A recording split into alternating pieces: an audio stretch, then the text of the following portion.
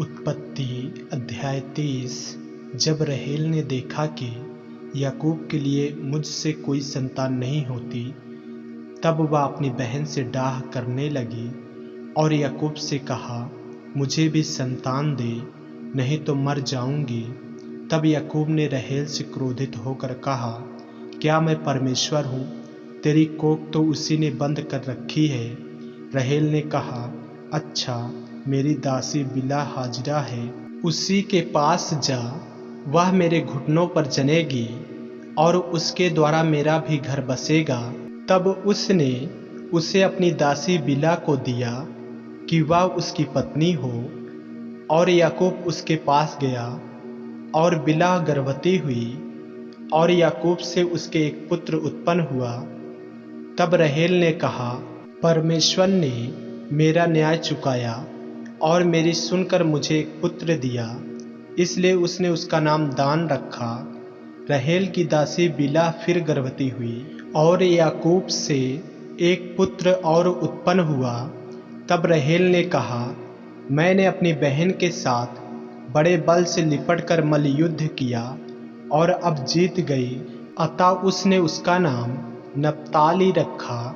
जब लिया ने देखा कि मैं जनने से रहित हो गई हूँ, तब उसने अपनी दासी जिल्पा को लेकर याकूब की पत्नी होने के लिए दे दिया, और लिया की दासी जिल्पा के भी याकूब से एक पुत्र उत्पन्न हुआ। तब लिया ने कहा, आहो भाग्य, इसलिए उसने उसका नाम गाद रखा। फिर लिया की दासी जिल्पा के याकूब से एक और पुत्र उत्पन्न हुआ।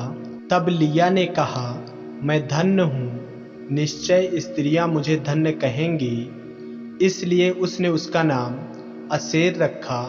गेहूं की कटनी के दिनों में रूबेन को मैदान में दूधा फल मिले और वह उनको अपनी माता लिया के पास ले गया। तब राहेल ने लिया से कहा, अपने पुत्र के दूधा फलों में से कुछ मुझे दे। उसने उससे कहा, तूने जो मेरे पति को ले लिया है, क्या यह छोटी बात है? अब क्या तू मेरे पुत्र के दूधा फल भी लेना चाहती है? राहेल ने कहा, अच्छा, तेरे पुत्र के दूधा फलों के बदले वह आज रात को तेरे संग सोएगा। सांझ को जब याकूब मैदान से आ रहा था, तब लिया उससे भेंट करने को निकली और कहा, तुझे मेरे ही पास आना होगा, क्योंकि मैंने अपने पुत्र के दूधा फल देकर तुझे सचमुच मोल लिया। तब वह उस रात को उसी के संग सोया। तब परमेश्वर ने लिया की सुनी और वह गर्भवती हुई और याकूब से उसके 5वां पुत्र उत्पन्न हुआ। तब लिया ने कहा, मैंने जो अपने पति को अपनी दासी दी, इसलिए परमेश्वर ने मुझे मेरी मजदूरी दी है। इसलिए उसने उसका नाम इस्साकार रखा। लिया फिर गर्भवती हुई और याकूब से उसके 6वां पुत्र उत्पन्न हुआ। तब लिया ने कहा, परमेश्वर ने मुझे अच्छा दान दिया है, अब की बार मेरा पति मेरे संग बना रहेगा, क्योंकि मेरे उससे 6 पुत्र उत्पन्न हो चुके हैं। इसलिए उसने उसका नाम जबूलून रखा। तत्पश्चात उसके एक बेटी भी हुई और उसने उसका नाम दीना रखा। परमेश्वर ने राहेल की भी सुधि ली और उसकी सुनकर उसकी कोख खोली, इसलिए वह गर्भवती हुई और उसने एक पुत्र को जन्म दिया। तब उसने कहा, परमेश्वर ने मेरी नामधराई को दूर कर दिया है, इसलिए उसने यह कहकर उसका नाम यूसुफ रखा, परमेश्वर मुझे एक पुत्र और भी देगा। याकूब और लबान के बीच विवाद। जब राहेल से यूसुफ उत्पन्न हुआ, तब याकूब ने लबान से कहा, मुझे विदा कर कि मैं अपने देश और स्थान को जाऊं। मेरी स्त्रियां और मेरे बच्चे, जिनके लिए मैंने तेरी सेवा की है, उन्हें मुझे दे कि मैं चला जाऊं।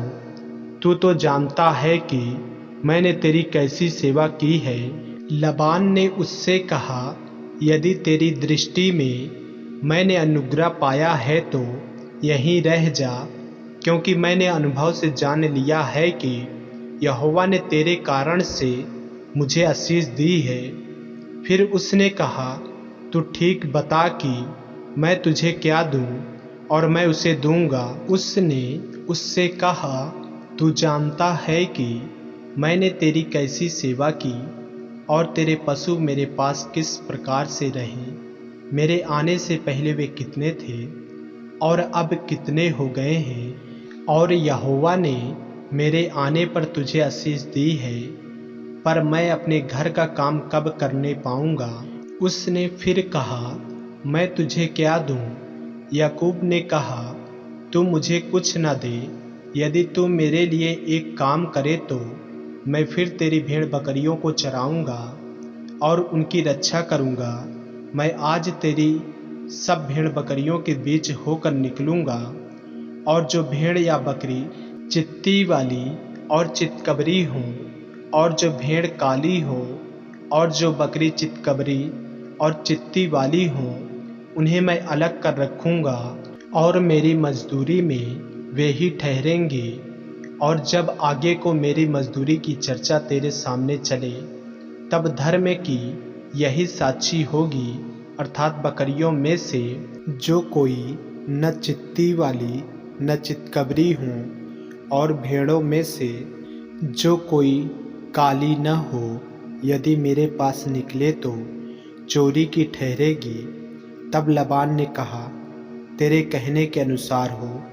अतः उसने उसी दिन सब धारी वाले और चितकबरे बकरों और सब चित्ती वाली और चितकबरी बकरियों को, अर्थात जिनमें कुछ उजलापन था, उनको और सब काली भेड़ों को भी अलग करके अपने पुत्रों के हाथ सौंप दिया। और उसने अपने और याकूब के बीच में 3 दिन के मार्ग का अंतर ठहराया, और याकूब लबान की भेड़ बकरियों को चराने लगा। तब याकूब ने चिनार और बादाम और अरमोन वृक्षों की हरी हरी छड़ियां लेकर उनके छिलके कहीं कहीं छील के उन्हें धारीदार बना दिया, ऐसी कि उन छड़ियों की सफ़ेदी दिखाई देने लगी। तब छीली हुई छड़ियों को भेड़ बकरियों के सामने उनके पानी पीने के कठौती में खड़ा किया, और जब वे पानी पीने के लिए आईं, तब गाभिन हो गईं। छड़ियों के सामने गाभिन होकर भेड़ बकरियां धारी वाले, चित्ती वाले और चितकबरे बच्चे जनी।